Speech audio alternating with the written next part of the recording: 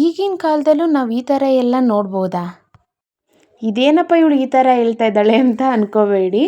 ನಾವು ಸಿಟೀಲಿ ಬೆಳೆದಿರೋದ್ರಿಂದ ಈ ಸಿಟಿಯಲ್ಲಿ ಬರೀ ಟ್ರಾಫಿಕ್ ಜಾಮು, ಓಡಾಟ, ಕೆಲಸ, ಮನೆ ಇಷ್ಟೇ ಆಗಿಬಿಟ್ಟಿರುತ್ತೆ ಲೈಫು.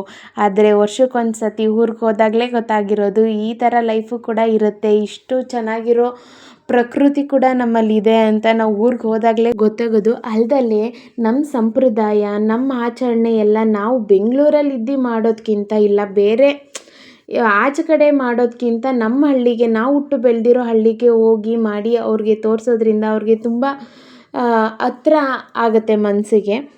ಈ ವಿಡಿಯೋದು ಪೂರ್ತಿ ವ್ಲಾಗ್ ಬಂದು ನನ್ನ ಯೂಟ್ಯೂಬ್ ಚಾನಲಲ್ಲಿ ಇದೆ. ಇನ್ನು ಯಾರೆಲ್ಲ ನನ್ನ ಯೂಟ್ಯೂಬ್ ಚಾನಲ್ನ ಸಬ್ಸ್ಕ್ರೈಬ್ ಮಾಡಿಲ್ಲ ಈಗಲೇ ಹೋಗಿ ದಯವಿಟ್ಟು ಸಬ್ಸ್ಕ್ರೈಬ್ ಮಾಡಿ ಈ ಪೂರ್ತಿ ವಿಡಿಯೋನ ನೋಡಿ ಅಂತ ಹೇಳ್ತಾ ಇದ್ದೀನಿ. ನಮ್ಮೂರು ಹೇಗಿದೆ ಅಂತ ನಿಮ್ಮೆಲ್ಲರಿಗೂ ತಿಳಿಸೋಣ ಅಂತ ಒಂದು ಸಣ್ಣ ಪ್ರಯತ್ನ ಮಾಡಿದ್ದೀನಿ ಅಷ್ಟೇ.